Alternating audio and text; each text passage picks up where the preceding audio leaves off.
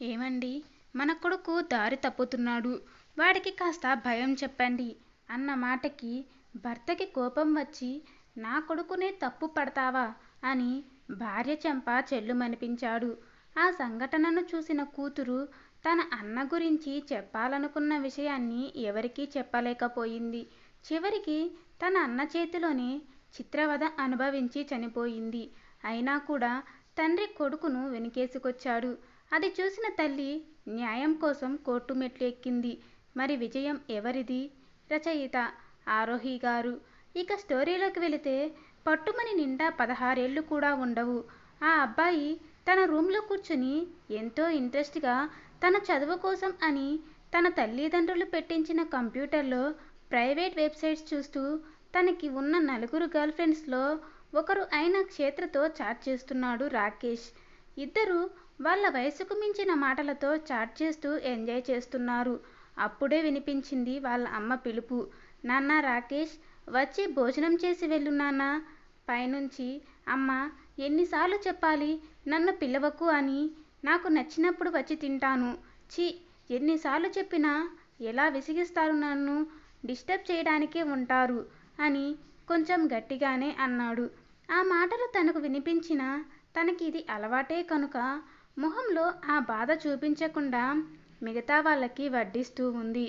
కానీ మనసులో తన కొడుకు గురించి ఆలోచిస్తూనే ఉంది. అమ్మ, నాకు ఆవకాయ కావాలని కూతురు అక్షర అడిగేసరికి కిచెన్లోకి వెళ్ళి తెచ్చి ఇచ్చింది. కూతురు అంటే పంచ ప్రాణాలు. 15 ఏళ్ల అక్షరకి చదువు, అమ్మ ఇవే లోకం. చాలా ముద్దుగా ఉంటుంది.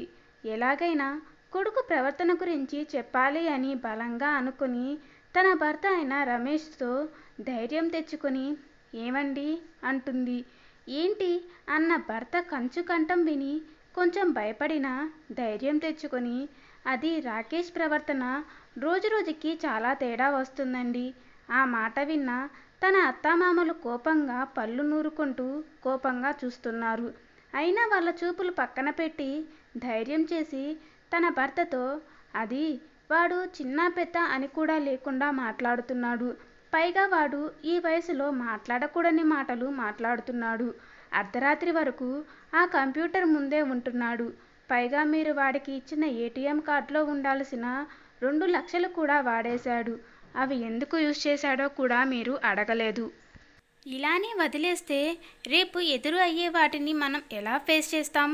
మీరైనా వాడికి కొంచెం భయం చెప్పండి అని తల్లి ధైర్యం చేసి నాన్నతో మాట్లాడుతూ ఉంటే, తన అన్నయ్య తనతో బిహేవ్ చేసిన దాని గురించి నాన్నకు చెప్పాలి అని నోరు తెరిచి చెప్పేలోపు వాళ్ళ నాన్న తింటున్న చేతితోనే వాళ్ళ అమ్మ చెంప పగలగొట్టేసరికి భయంతో నోరు మెదపలేకపోయింది అక్షర. తనకి అది ఈరోజు కొత్తేమీ కాదు. తన తల్లి ఏ విషయంలో అయినా కొంచెం మాట్లాడితే నానమ్మ, తాతయ్య అనే మాటలు, వాళ్ళ అన్నయ్య గురించి ఏం చెప్పినా వాడి ముందే వాళ్ళ అమ్మ మీద చేయి చేసుకుని వాళ్ళ అమ్మని ఇష్టం వచ్చినట్టు తిట్టేవారు. ఈరోజు ఏకంగా ఎంగిలి చేత్తోనే వాళ్ళ అమ్మని కుట్టేసరికి తన బాధ తన తల్లికి చెప్పలేకపోయింది. నాన్నకు చెప్పినా వినడు అని అర్థమైంది. ఇంకా నానమ్మ, తాతయ్యకు తనంటేనే ఇష్టం లేనప్పుడు ఏం చెప్తుంది? అందుకే సైలెంట్గా ఉండిపోయింది. కానీ అప్పటి తన మౌనం విలువ తన ప్రాణం అని ఆ క్షణం తనకు తెలియదు కదా. భర్త చేసిన పనికి హుతాశురాలయ్యింది కరుణ. ఇంకొక మాట, నా కొడుకు గురించి మాట్లాడితే ఇక్కడే పాతేస్తాను. వాడు ఈ రమేష్ చంద్ర కొడుకు. 2 లక్షలు కాదు, 2 కోట్లు ఖర్చు అయినా చేస్తాడు. నువ్వేమైనా సంపాదించావా? వాడు ఆ టైం వరకు ఉన్నాడు అంటే చదువుకుంటున్నాడు. దానికి నీకు ఎందుకు ఇంత అనుమానం? ఇది కూడా అని అక్షరని చూపించి, పుస్తకాలు ముందు వేసుకుని గంటలు గంటలు ఉంటుంది. మరి ఇది కూడా చదవకుండా ఏమైనా చేస్తుంది అని అడిగావా? లేదు. మరి వాడి గురించి ఎందుకు ఇంకా మాటలు అంటావా? వాడు మగాడు, ఎలా అయినా మాట్లాడతాడు. ఇంకోసారి వాడిని విసిగిస్తే మీ ఇద్దరిని ఇక్కడే చంపేస్తాను అని ప్లేట్లో చేయి కడిగి, చీచి వెధవసంత, ప్రశాంతంగా తిండి కూడా తిననివ్వకుండా చేస్తారు అని ఆయన గదిలోకి వెళ్ళిపోయారు. అక్కడే ఉన్న అత్తమామలు ఉన్నవి లేనివి అన్ని మాటలు అని అక్కడి నుండి వెళ్ళిపోయారు. అక్షర తల్లి దగ్గరికి వచ్చి క్లాత్తో తల్లి బుక్క తుడుస్తూ, ఏడవకు అమ్మా, నువ్వు ఏడిస్తే నాకు ఏడుపు వస్తుందమ్మా, ప్లీజ్ అంటూ తల్లిని కౌగలించుకుంది. రాకేష్ ఎంత పెద్ద తప్పు చేసినా అది రైట్ అంటూ కొడుకుని వెనకేసుకొని వస్తారు అందరూ. అది తప్పు అని చెప్తే తనదే తప్పు అన్నట్టు కొడుకు అని మనవడు అని వెనకేసుకొని వస్తారు నాన్న అత్త మామలు. పిల్లల ముందు తల్లి తండ్రి చేసేవి వారి మనసులో అలానే ఉండిపోతాయి. ఏ తల్లికైనా పిల్లల ముందు జరిగే అవమానం కంటే పెద్ద కష్టం ఇంకేం ఉండదు. అది కూడా కొడుకు భవిష్యత్తు కోసం మాట్లాడితే జరిగే అవమానం ఆ రోజు చిన్నదే కావచ్చు. అప్పుడు అది చిన్నది అని వదిలేస్తే అదే వాళ్ళ జీవితాలకి మాయని మచ్చను తెచ్చిపెడుతుంది అని పేరెంట్స్ ఎప్పుడైతే తెలుసుకొని పిల్లలకి భయం చెప్తారో అప్పుడు దేశంలో మనం అనుకునే మార్పు వస్తుంది. ఇక కూతురు తల నిమురుతూ, నాకు ఇదంతా అలవాటే చిన్ను, ఇవేమి నువ్వు మనసులో పెట్టుకోకురా, బాగా చదివి మంచి పేరు తెచ్చుకోవాలి, సరేనా, వెళ్ళి పడుకో బంగారం అని నుదుటిపై ముద్దు పెట్టుకొని కూతురిని లోపలికి పంపించి అసలు కొడుకు ఏం చేస్తున్నాడో తెలుసుకోవాలి అనుకుని దృఢంగా నిశ్చయించుకొని కిచెన్లోకి వెళ్ళిపోయింది. పైనుంచి ఇదంతా చూస్తున్న రాకేష్, ఎందుకమ్మా నా గురించి మాట్లాడి నాన్న దగ్గర దెబ్బలు తింటావు అని మనసులో అనుకొని తన రూమ్లోకి వెళ్ళిపోయాడు. కిచెన్లో అన్ని పనులు చూసుకొని తన రూమ్కి వెళ్ళిపోయింది కరుణ. వాళ్ళ మధ్య గొడవ జరిగిన ప్రతిసారి తనకి పనిష్మెంట్గా నేలపైన పడుకోవాలని ఆవిడకు తెలుసు. అలానే నేల మీద తన చీర కొంగు పరిచి దాని మీద నిద్రపోయింది. కాదు నటించింది. తన కొడుకు అంత రాత్రి వరకు ఏం చేస్తున్నాడో తెలుసుకోవాలి అని మనసులో అనుకుంటూ ఉంది. ఇక్కడ తల్లి రూమ్లోకి వెళ్ళాక హాల్లో సోఫాలో కూర్చొని చదువుతున్న చెల్లి దగ్గరకు వెళ్ళాడు రాకేష్. అన్నయ్య రాక గమనించిన భయంతో తల ఎత్తకుండా చదువుతూ ఉంది అక్షర.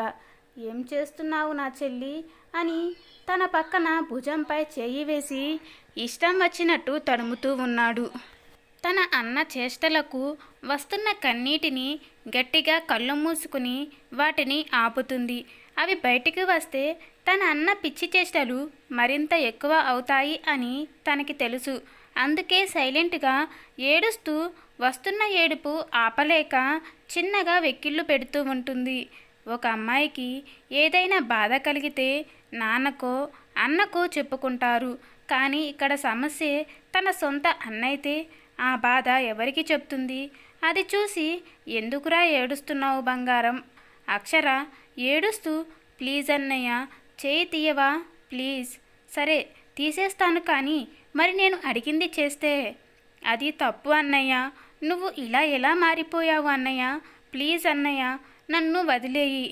నేను కూడా నిన్ను ఎప్పుడూ అలా అనుకోలేదురా, కానీ నిన్ను చూస్తూ ఉంటే నువ్వు నా చెల్లి అని మర్చిపోతున్నారా? ఏమన్నా ఉంటావా నువ్వు అసలు? నా గర్ల్ ఫ్రెండ్ క్షేత్ర కన్నా సూపర్ ఫిగర్. అసలు నువ్వు బట్టలు ఉన్నప్పుడు ఇలా ఉంటే లేకుండా ఇంకెంత సెక్సీగా ఉంటావు? అసలు ఈ ఏజ్కే ఇలా ఉంటే ఇంకా పెద్దయ్యాక ఇంకెలా ఉంటావు అని అనగానే కళ్ళు గట్టిగా మూసుకుని పళ్ళు బిగించింది. రాకేష్ ఇంకా పచ్చిగా తన శరీర భాగాల గురించి మాట్లాడుతూ ఉంటే వినలేక చేతులతో తన చెవులు గట్టిగా మూసుకొని గట్టిగా అరిచేది కాస్త తన అన్నకు భయపడి తనకు మాత్రమే వినిపించేలా, ప్లీజ్ అన్నయ్య ప్లీజ్, నాకు నీ మాటలు వింటూ ఉంటే చచ్చిపోతాను అని భయం వేస్తుందన్నయ్య. తనని అలా చూసి నవ్వుతూ, నువ్వు నేను అడిగింది చేస్తే ఇవన్నీ ఆగిపోతాయి చిన్ను. ఇంకా నీకు నేను ఇచ్చిన టైం కూడా అయిపోయింది. ఇంకో 2 రోజుల్లో నేను అడిగింది చేయకపోతే నాన్నకు నాకు నచ్చింది చెప్తాను. నీకు తెలుసు కదా, నేను ఏం చెప్తే అదే నమ్ముతారు, అమ్మ తప్ప అని రాక్షసంగా నవ్వుతూ అక్కడి నుంచి తన గదిలోకి వెళ్ళిపోయాడు. అక్షర తన రూమ్లో ఉన్న రెస్ట్ రూమ్కి వెళ్ళి షవర్ కింద నుంచుని తన అన్న చేయి తాకిన చోట సోప్తో పిచ్చిగా రుద్దేస్తూ అది అయిపోయేసరికి అక్కడే కింద కూర్చుని గట్టిగా అరుస్తూ ఏడుస్తుంది. కానీ ఆ ఏడుపు ఆ వాష్రూమ్ గోటలు దాటి బయటకు రాలేదు. ఆ షవర్ సౌండ్లో తన ఏడుపు సౌండ్ కూడా కలిసిపోయింది. ల్యాప్టాప్లో ప్రైవేట్ వీడియో చూస్తూ పిచ్చిగా మొబైల్లో వీడియో కాల్ మాట్లాడుతూ చుట్టూ లోకం మర్చిపోయి ఉన్నాడు రాకేష్. ఇదంతా రూమ్ వెనుక విండోలో నుండి చూస్తూ ఒక్క క్షణం స్తబ్దుగా అయిపోయింది కరుణ. మరో నిమిషం ఈ లోకంలోకి వచ్చి విండో పక్కకు వచ్చి నోటికి చేయి అడ్డు పెట్టుకుని తన కొడుకు మీద వస్తున్న అసహ్యం, అది తన కన్న కొడుకు అని తెలిసాక తన మీద తనకే కోపం వస్తుంది. వీడికి ఈ వయసులో ఈ ఆలోచనలు ఏంటి? పైగా ఆ అమ్మాయి ఎంత తప్పు, వీడు నా కొడుకేనా ఛీ అని రేపైనా వాళ్ళ నాన్న వెళ్ళాక వీడికి సరైన బుద్ధి చెప్పాలి అనుకుని తనకు వస్తున్న కోపం అణుచుకుంటూ అక్కడి నుంచి ఆవిడ రూంలోకి వెళ్ళిపోయారు. తన కొడుకు చేసిన పని కళ్ళల్లో మెదులుతుంటే వస్తున్న కన్నీళ్లు ఆపలేక గొంతు నుంచి వస్తున్న సౌండ్ని తన నోటికి చేయి అడ్డు పెట్టుకొని ఆలోచిస్తూ అలానే నిద్రపోయింది. ఇక్కడ కూడా అక్షర ఎప్పటికో లేచి తన మంచం మీద పడిపోయింది. ఇటు వీడియో కాల్లో అప్పటికే మాట్లాడుతూ ఉన్న రాకేష్, బేబీ ఎప్పుడు డైరెక్ట్గా ఇలా కలుస్తావు బేబీ, ఇంకెన్ని రోజులు బేబీ అని అడుగుతాడు. 2 రోజులు, డాడీ మమ్మీ ఊరు వెళ్తారు, ఆ రోజు మన ఇష్టం బేబీ, ఆ రోజు కోసం వెయిటింగ్ బేబీ. సరే ఇంకా పడుకో, ఇప్పటికే చాలా లేట్ అయింది, అసలే రేపు నాకు చాలా పని ఉంది. Okay baby, good night baby, love you అని ముద్దు పెట్టింది ఆ సదరు వీడియో కాల్లో ఉన్న అమ్మాయి. ఇటు రాకేష్ కూడా ముద్దు పెట్టి కాల్ కట్ చేశాడు. పొద్దున్నే లేచిన రమేష్కి ఏదో కాల్ వచ్చింది. దాని సారాంశం ఎవరో బాగా కావలసిన వాళ్ళు చనిపోయారు అని, వెంటనే రావాలి అని. దానితో పిల్లల్ని వదిలి మిగతా 4 వెళ్ళాలి అని కరుణ గారికి చెప్పి బయలుదేరడానికి రెడీ అవ్వమని చెప్పాడు. ఆ రోజు కొడుకుకు గుణపాఠం చెప్పాలి అనుకున్న ఆవిడకి ఈ ప్రయాణం ఎంతో ఇబ్బందిగా ఉంది.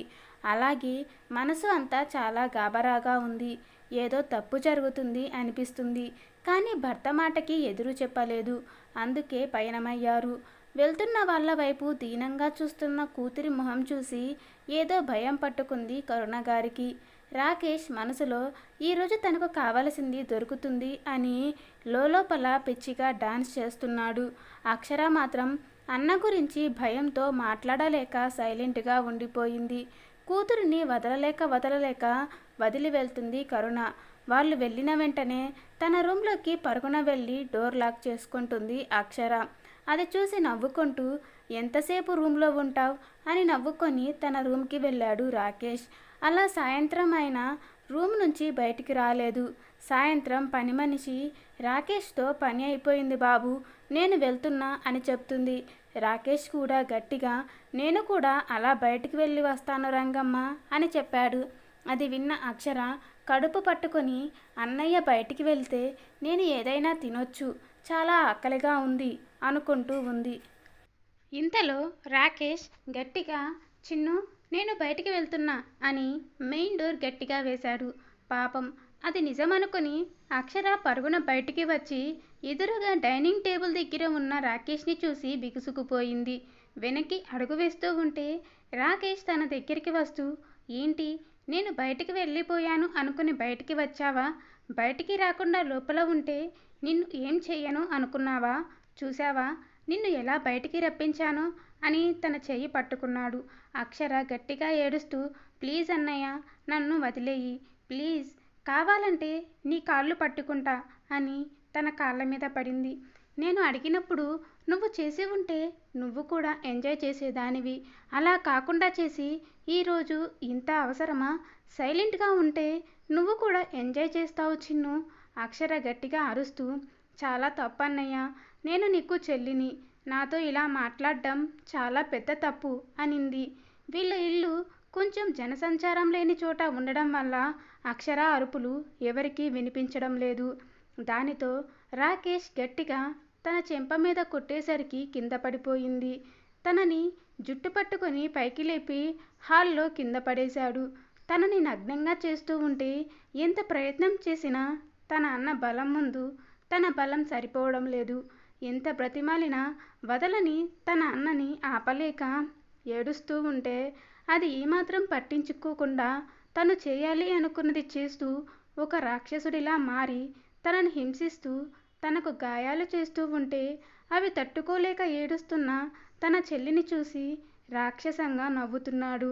ఇష్టం వచ్చినట్టు కొడుతూ రాక్షసంగా తన ఒంటి మీద పంటితో గాయాలు చేస్తూ ఉంటే ఆ బాధ తట్టుకోలేక ఏడవడం తప్ప మరో దారి లేదు.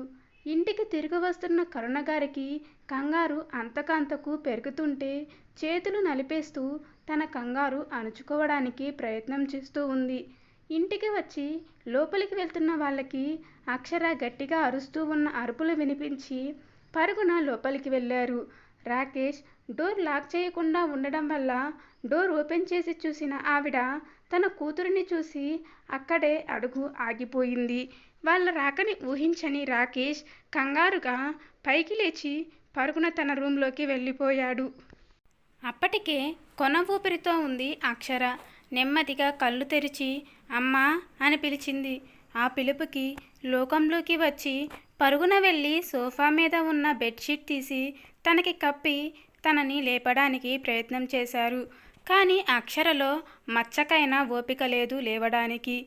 అమ్మా, నాకు నీ ఒడిలో తలపెట్టుకుని నిద్రపోవాలని ఉంది అమ్మా అని చాలా కష్టంగా పలికింది.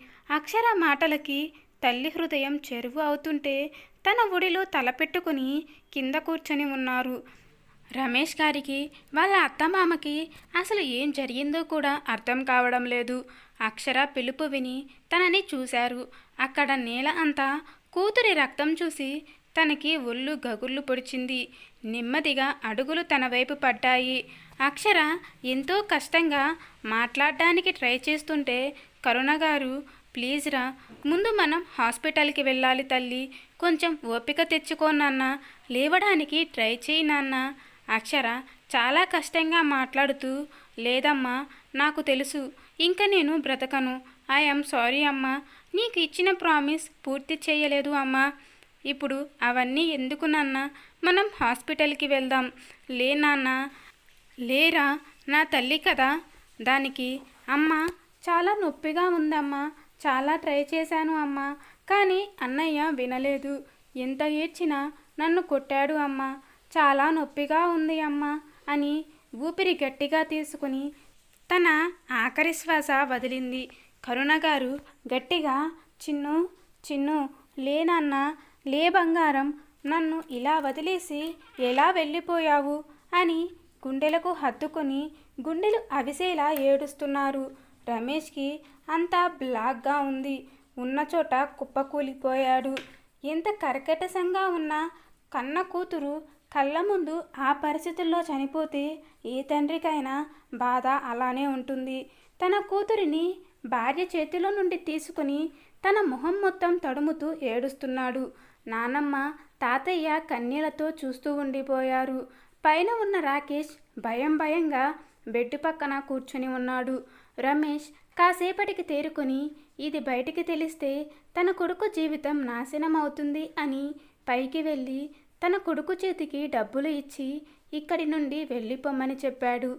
రాకేష్ దొరికిందే సందు అన్నట్టు అక్కడి నుంచి వెళ్ళిపోయాడు. తర్వాత జరగాల్సినవన్నీ రమేష్ జరిపిస్తూ ఉంటే కరుణ చలనం లేని బొమ్మలా ఉంది. కార్యక్రమానికి వచ్చిన అందరూ కారణం అడుగుతుంటే ఏదో ఒక చెత్త రీజన్ చెప్తూ ఉన్నారు. కొందరు మాత్రం ఏదో నామమాత్రానికి వచ్చి వెళ్ళిపోయారు. ఇల్లంతా చాలా నిశ్శబ్దంగా ఉంది. కరుణగారు అక్షర రూమ్కి వెళ్ళి తన ఫోటోలు అన్నీ తడిమి చూస్తూ ఉన్నారు.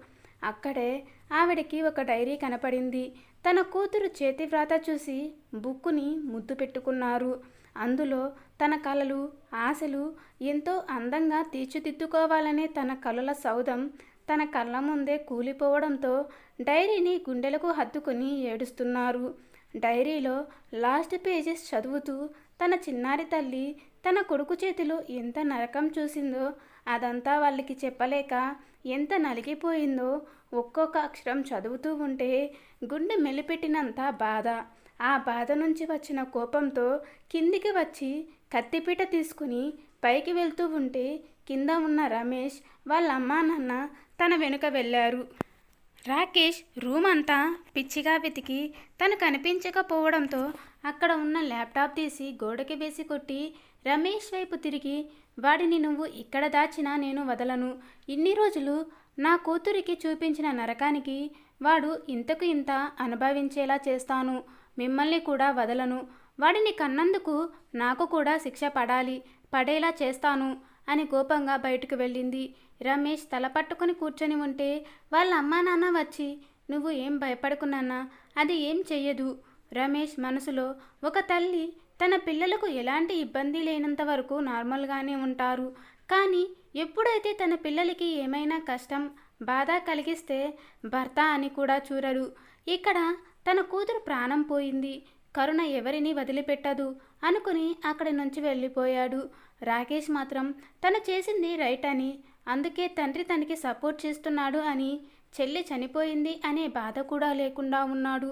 కరుణ నేరుగా పోలీస్ స్టేషన్కి వెళ్ళి తన కొడుకు మీద కంప్లైంట్ ఇచ్చి, వాడు ఎక్కడికి వెళ్ళి ఉంటాడో, ఎక్కడ దాక్కుని ఉంటాడో అన్నీ చెప్పి కంప్లైంట్ ఇచ్చింది. ఇలా లీక్ అయిందో తెలియదు కానీ మీడియాకి నిమిషాల్లో న్యూస్ వెళ్ళిపోయింది. అన్ని ఛానల్స్లోనూ ఇదే హాట్ న్యూస్గా మారిపోయింది. మీడియా ప్రెషర్ వల్ల, పైగా కరుణ గారు చెప్పిన అడ్రస్ల వల్ల రాకేష్ తొందరగానే దొరికాడు. ఇక్కడ రమేష్ మాత్రం పరువు కోసం కొడుకును కాపాడాలి అని చాలా ప్రయత్నాలు చేస్తూ ఉన్నాడు. డబ్బు ఉంది కాబట్టి చాలా పెద్ద లాయర్నే పెట్టాడు. రమేష్ చంద్ర పవర్కి, డబ్బుకి భయపడి కరుణ కేస్ ఎవరూ టేకప్ చేయలేదు. అందుకు కొంచెం నిశ్చింతగా ఉన్నాడు. మొట్టమొదటిసారి ఒక కేసు తల్లి తండ్రికి మధ్య ఒక కొడుకు కోసం జరుగుతుంది అని అందరూ ఆ కేసు కోసం చాలా ఎదురు చూస్తున్నారు. కేస్ హియరింగ్ రోజు రానే వచ్చింది. కరుణ గారు దేవుడి గదిలో, నేను ఈరోజు చేసే పని తప్పే కావచ్చు, వాడు నా కొడుకే కావచ్చు, కానీ వాడికి శిక్ష మాత్రం నేనే వేస్తాను అని బయటికి వచ్చింది. అక్కడే ఉన్న తన అత్తగారు, కన్న కొడుకు మీద కేసు వేసే తల్లివి ఇక్కడే చూస్తున్నాను, అసలు నువ్వు తల్లివేనా అంటుంది. ఒకవేళ నీ కొడుకు నీ కూతురిని నీ కళ్ళ ముందే చంపినా క్షమించే పెద్ద మనసు నీకు ఉండొచ్చు. అప్పుడు తల్లివి అని నిన్ను వాడు మాత్రమే అంటాడు. మిగతా వాళ్ళ అందరికీ నువ్వు మనసులేని బండరాయివి అవుతావు అని బయటికి వెళ్ళిపోయింది కరుణ. కోర్టులో అందరూ ఎదురు చూస్తూ ఉండగా జడ్జి గారు వచ్చి కేసు స్టార్ట్ చేయమని చెప్పడంతో కరుణ గారిని, రాకేష్ని బోన్లోకి పిలిచారు. రాకేష్ తరపు లాయర్ లేచి, యువర్ ఆనర్, నా క్లయింట్ అయిన రాకేష్ మీద ఈవిడ పెట్టిన కేసు అస్సలు అర్థం లేనిది. తన కూతురు చనిపోతే ఆ కోపం, బాధలో మతి స్థిమితం సరిగ్గా లేక కనిపించిన ప్రతి ఒక్కరిని ఇలా అనుమానిస్తున్నారు. ఇప్పుడు ఏకంగా కన్న కొడుకు మీద. చెప్పండి యువర్ ఆనర్, ఎవరైనా సొంత చెల్లిని ఇలా చేస్తారా? మీరే ఆలోచించండి. ఈ కేసు కోర్టు విలువైన సమయం వృధా చేయడానికి తప్ప అర్థం లేనిది యువర్ ఆనర్. దానికి జడ్జి గారు ఆవిడని చూస్తూ, ఏమ్మా, ఆయన చెప్పేది నిజమేనా? మీ మతి స్థిమితం సరిగా లేదు అని, అందుకే ఇలాంటి కేసు పెట్టారు అని అంటున్నారు. మీ తరపున లాయర్ కూడా లేరు అని, మీరే మీ కేసు వాదించుకుంటాను అన్నారు. చెప్పండి, ఆయన చెప్పేది నిజమేనా? కరుణ గారు జడ్జి గారికి నమస్కారం చేస్తూ, జడ్జి గారు, నాకు కోర్టులో ఏం మాట్లాడాలో ఏం మాట్లాడకూడదో కూడా తెలియదు అండి. కానీ ఇందాక వాళ్ళు భగవద్గీత మీద ప్రమాణం చేసి నిజం చెప్పమని చెప్పారు కదా, అది చేశాను. కానీ ఇది అని ఆవిడ చేతిలో ఉన్న అక్షర డైరీ మీద తన చేతిని ఉంచుతూ, నా బంగారం, నా చిట్టి తల్లి డైరీ సార్ ఇది, దాని జీవితం సార్, దీని మీద ప్రమాణం చేసి చెప్తాను. కాకపోతే ఒక 10 నిమిషాలు నేను చెప్పేది వింటారా జడ్జి గారు? రాకేష్ తరపు లాయర్ అబ్జెక్షన్ చెప్తే జడ్జి గారు, అబ్జెక్షన్ ఓవర్ రూల్డ్, మీరు చెప్పండి అమ్మా అని కరుణ గారికి చెప్పడంతో, సార్, నా కొడుకు ఏ నేరం చేయలేదు జడ్జి గారు, నేనే నేరం చేశాను. ఆ మాటకి అందరూ అర్థం కాకుండా ఆవిడ వైపు చూస్తున్నారు. ఆవిడ మళ్ళీ మాట్లాడుతూ, అవును, నేనే చేశాను వీడిని అని రాకేష్ని చూపిస్తూ, నా కడుపులో నవమాసాలు మోసి కన్నా, అది అన్నిటికంటే పెద్ద నేరం. వాడు తప్పు చేసిన ప్రతిసారి మందలించాలని చూస్తే నా భర్త తనని వెనుకేసుకొస్తూ ఉంటే తిరిగి ప్రశ్నించకుండా చాలా పెద్ద తప్పు చేశాను. వాడు స్కూల్లో టీచర్ కొట్టింది అని వాళ్ళ నాన్నకి చెప్పినప్పుడు ఆయన వాడి తప్పు ఏంటి అని కూడా తెలుసుకోకుండా ఆ టీచర్ని జైల్లో పెట్టిస్తాను అంటే ఎదిరించకుండా సైలెంట్గా ఉండి అన్నిటికంటే పెద్ద తప్పు చేశాను.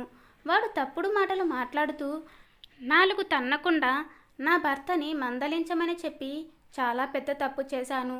నా బంగారు తల్లి కళ్ళల్లో భయం చూసి కూడా తనని ఒంటరిగా వదిలి వెళ్ళి సరిదిద్దుకోలేని తప్పు చేశాను. నేను చేసిన ప్రతి తప్పుకి నాకు దక్కిన మూల్యం నా కూతురి ప్రాణం సార్. వాడు అవన్నీ చేయడానికి కారణం నా పెంపకం కాదా సార్? అందుకే అదంతా నా తప్పే. ఇందాక ఆయన అన్నారే నాకు మతిస్థిమితం లేదు అని. నిజమే సార్. 16 సంవత్సరాలుగా నాకు నిజంగా మతిస్థిమితం లేదు.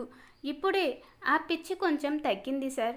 నా కూతురు చావుకి కారణం నా కొడుకు అని ఆయనకి తెలిసినా కూడా పరువు కోసం వాడిని కాపాడాలని చూస్తున్నారు. 16 ఏళ్లుగా చేసిన తప్పే ఆయన మళ్ళీ చేస్తున్నాడు సార్. ఈరోజు వాడు మళ్ళీ బయటికి వెళితే నా కూతురిలా ఎంతమంది బలవుతారో తలుచుకుంటూనే భయంగా ఉంది సార్. సొంత చెల్లినే వదలని వాడు రేపు బయట అమ్మాయిలని వదులుతాడు అని ఎలా అనుకుంటాను సార్? ఇప్పుడు దీని నుంచి కాపాడినట్టే రేపు వేరే తప్పు చేసినా నా తండ్రి చూసుకుంటాడు అని ఇంకా పెద్ద తప్పు చేస్తాడు సార్ వాడు. నేను ఆ అవకాశం వాడికి ఇవ్వను సార్.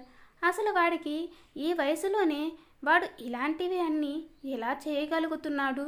అది అంతా మా పెంపకం. ఆ మాటకి జడ్జి గారు అయోమయంగా చూస్తారు. అది అర్థమయ్యి కరుణ గారు, అవును సార్, ఖచ్చితంగా మాదే తప్పు. మాది మాత్రమే కాదు, ప్రతి ఒక్క తల్లి తండ్రిది. కేవలం ఇప్పుడు పిల్లలు ఏదైనా చిన్న మాట అంటే చాలు ఇంటి నుంచి వెళ్ళిపోవడం, ఆత్మహత్య వరకు కూడా వెళ్ళిపోతున్నారు. అది అంతా ఎవరి వల్ల? అది అంతా ఎవరి తప్పు? ఖచ్చితంగా మాదే సార్. పిల్లలు అడిగింది ఇవ్వకపోతే రచ్చ చేస్తున్నారు అని, ఏడుస్తున్నారు అని, వాళ్ళ వయసుకు మించిన వస్తువులు కూడా వాళ్ళకు ఇచ్చి వాళ్ళ జీవితం నాశనం చేస్తుంది ఎవరు? మేము కాదా?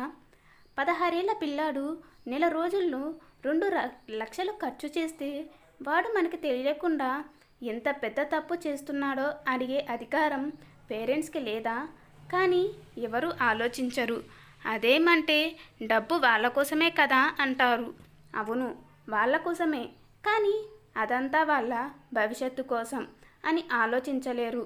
ఎందుకు? 16 ఏళ్ల పిల్లలు అర్ధరాత్రి వరకు ఆ ల్యాప్టాప్ల ముందు కూర్చొని చదువుతూ ఉంటే పర్వాలేదు, కానీ చూడకూడనివి చూస్తున్నా అవి అడగకపోవడం ఎవరి తప్పు? టెక్నాలజీ బాగా పెరిగి నా పిల్లలకు సరైన చదువు ఇస్తుంది అనుకుంటున్నాం, కానీ అదే టెక్నాలజీ మన పిల్లల నాశనం కూడా కోరుకుంటుంది సార్. నేటి పిల్లలే రేపటి మన దేశ భవిష్యత్తు కదా సార్. కానీ పేరెంట్స్గా మనం ఇచ్చే ఆ అధిక స్వేచ్ఛ ఆ భవిష్యత్తు వల్ల నాశనం అవుతుంది సార్. ఇంత టెక్నాలజీ మనకి ఉన్నప్పుడు అది యూజ్ చేస్తూ ఉన్న మన పిల్లలు ఎన్నో అద్భుతాలు చేస్తారు సార్. ఎంతమంది పేరెంట్స్ వాళ్ళ పిల్లల ఫోన్లు, గ్యాలరీలు, క్రోమ్ హిస్టరీలు చెక్ చేస్తున్నారు? వాళ్ళకి విలువైన వస్తువులు ఇవ్వడంతో మన పని పూర్తయిపోయింది అనుకొని వదిలేస్తే వాళ్ళు దాన్ని సరైన రీతిలో ఉపయోగించకుండా తప్పుడు దారిలో వెళ్తూ ఉంటే ఆ తప్పు ఎవరిది సార్? మాది కాదా? అలా చెక్ చేయకుండా వదిలేయడం వల్ల వాళ్ళ ఆలోచన విధానం ఎంత మారిపోతుంది అంటే సొంత చెల్లిని కూడా ఆ దృష్టితో చూస్తూ దాన్ని పాడు చేసి చంపేంత అని వస్తున్న కన్నీళ్లు తుడుచుకుంటూ చేతిలో ఉన్న డైరీ ఓపెన్ చేసి చూపిస్తూ, చూడండి సార్, నా చిట్టి తల్లి చేతి వ్రాత ఎంత అందంగా ఉందో. ఇందులో ఎంతో గొప్పగా అమ్మకి మాటిచ్చాను, పెద్ద డాక్టర్ అవ్వాలి, అమ్మని బాగా చూసుకోవాలి అని రాసింది సార్. చదువు తప్ప మరో లోకం తెలియదు సార్ నా చిట్టి తల్లికి. కానీ దాని కలలు అన్నీ కూడా కలలుగానే మిగిలిపోయాయి సార్. వాడు దాన్ని ఎంత బాధ పెట్టాడో, ఎంత నరకం చూపిస్తున్నా అది వాళ్ళ నాన్నకి చెప్పలేక తనలో తానే ఎంత నలిగిపోయిందో ఈ డైరీ చదివితే నాకు తెలిసింది సార్. నా కళ్ళ ముందు నా చిట్టి తల్లిని నా కొడుకే అలా చేయడం చూసి నేను ఎంత నరకం అనుభవించానో నాకే తెలుసు. అది నా ఒడిలో ఉండి, అమ్మ నీకు ఇచ్చిన ప్రామిస్ పూర్తి చేయలేకపోతున్నా అమ్మ, సారీ అమ్మ అని వెక్కి వెక్కి ఏడుస్తూ, అది అమ్మ చాలా నొప్పిగా ఉంది అమ్మ అని చెప్తుంటే నేను ఎంత బాధపడ్డానో తెలుసా సార్? అసలు నేను ఎందుకు బ్రతికి ఉన్నానా అనిపించింది సార్ అని బోనులోనే కింద పడిపోయింది. అక్కడ ఉన్న వాళ్ళందరూ ఆవిడ మాటలకి కళ్ళ వెంట నీళ్లు పెట్టుకున్నారు. ఆవిడ చెప్పే ప్రతి మాట నిజం, కాబట్టి అదంతా లవి చూస్తున్న వాళ్ళందరికీ చాలా సూటిగా తగిలాయి ఆ మాటలు. ఆవిడ కాసేపటికి తేరుకొని లేచి, నేను చెప్పాలి అనుకుంటుంది ఒకటి సార్, పిల్లలు పేరెంట్స్ ఏం చేస్తే అదే చేస్తారు. ఎందుకు అంటే వాళ్ళకి ఏది మంచి ఏది చెడు అనేది తెలియదు. అది మనమే చెప్పాలి సార్. చెప్పకుండా వాళ్ళు ఏదో చేసుకుంటారు అని, వాడు మగాడు అని వెనుకేసుకొస్తే అది మన జీవితంలో చేసే పెద్ద తప్పు సార్. ఎప్పుడు పిల్లలకి డబ్బు పరువు మాత్రమే కాదు సార్, విలువలు కూడా చెప్పాలి. అలా చెప్పకుండా సడన్గా వాళ్ళు తప్పు చేశారు అని వాళ్ళని కొట్టి తిట్టడం వల్ల ఎలాంటి ప్రయోజనం లేదు సార్. ముందే వాళ్ళని సరైన దారిలో పెట్టకుండా అప్పుడు బాధపడే హక్కు కూడా మనకు లేదు. ఈ వయసులో వాళ్ళకి మంచి కంటే చెడు వైపు చాలా తొందరగా మనసు మల్లుతుంది. కానీ అది తెలుసుకొని సరైన దారిలో వెళ్ళేలా చేయాల్సిన బాధ్యత మన మీద ఉంది. ఇవన్నీ చేయకుండా నా భర్తకి భయపడి నేను వీడిని వదిలేస్తూ వచ్చాను. దానికి నా కూతురు ప్రాణాన్ని మూల్యంగా చెల్లించాను సార్. నా భర్తలాగా వాడు తప్పు చేశాడు అని తెలిసినా ఇప్పటికీ భయంతోనో లేకపోతే నా కొడుకే అన్న పెచ్చితోనో నోరు విప్పి చెప్పకపోతే నేను అసలు తల్లినే కాదు సార్. అలా అని వీడికి మీరు చేసే శిక్ష సరిపోదు సార్ అని తన చీర కొంగులో దాచిన తన భర్త రివాల్వర్ తీసి రాకేష్ని షూట్ చేసింది. తనని పోలీసులు ఆపుతూ ఉంటే రివాల్వర్ తన తలకి ఏం చేసుకుని ఎవరైనా దగ్గరికి వస్తే ఇక్కడే నన్ను నేను షూట్ చేసుకుంటాను, దగ్గరికి రాకండి అని రాకేష్ దగ్గరికి వెళ్ళింది. వాడు నొప్పుతో అమ్మా అని ఏడుస్తుంటే నీకు అమ్మ ఇప్పుడు గుర్తుకు వచ్చిందా? మరి నువ్వు నీ చెల్లిని అలా చేస్తుంటే నా చిట్టి తల్లి కూడా ఇలానే ఏడ్చిందిరా, వదిలేసావా నువ్వు అని ఎక్కడ పడితే అక్కడ షూట్ చేసింది. రాకేష్ గట్టిగా అరుస్తూ నొప్పి తట్టుకోలేక అలానే ప్రాణాలు వదిలేశాడు. వాడు చనిపోయాక అక్కడే కింద కూలబడిపోయి తన చేతులతో తలని కొట్టుకుంటూ ఏడుస్తున్నారు కరుణగారు. తను షూట్ చేయడం స్టార్ట్ చేయగానే అలానే బిగుసుకుపోయారు రమేష్ గారు.